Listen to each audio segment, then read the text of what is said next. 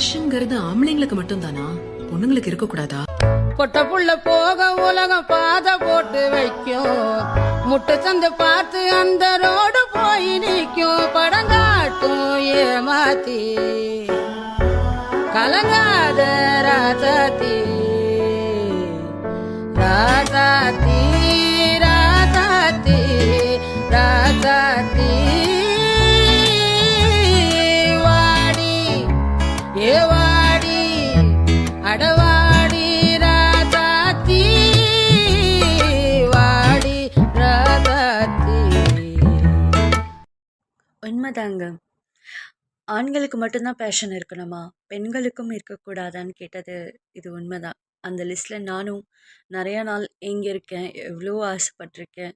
எவ்வளோ தோல்விகளை சந்திச்சிருக்கேன்.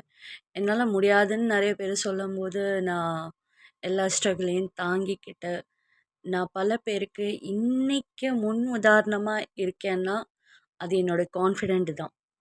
என்னோடய தைரியத்தை நான் என்றைக்குமே விடலை.